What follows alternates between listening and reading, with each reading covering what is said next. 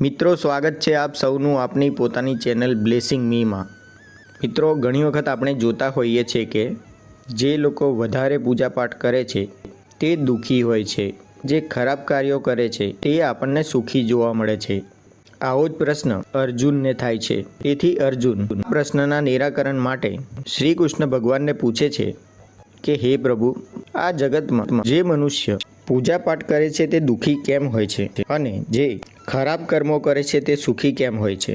આથી ભગવાન શ્રી કૃષ્ણ અર્જુનને હસતા હસતા જણાવે છે કે હે પાર્થ, આ પ્રશ્નનો જવાબ હું તને એક કથા કહીને સંભળાવીશ, જે ધ્યાનથી સાંભળ।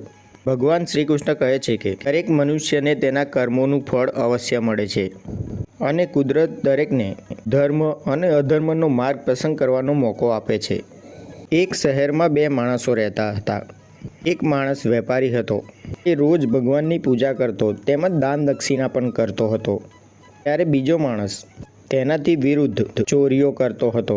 એક વખતે ભારે વરસાદને કારણે મંદિરમાં કોઈ ન હોવાથી તે મંદિરમાં ચોરી કરે છે અને તે ચોરી કરીને ભાગી જાય છે અને કમનસીબે તે જ સમયે એ સારો માણસ ત્યાં આવે છે। આથી મંદિરનો પૂજારી એ સારા માણસને ચોર સમજીને તેને માર ખવડાવે છે અને તે ભાગવા જતાં એક કાર સાથે અથડાઈને ઘાયલ થઈ જાય છે। પછી તે ઘરે જતાં તેને સામે જે ચોરે ચોરી કરી હતી તે મળે છે। એ સારો વ્યક્તિને આ જોઈને ઘણું દુઃખ થાય છે અને તેની ઈશ્વર પ્રત્યેની શ્રદ્ધા રહેતી નથી।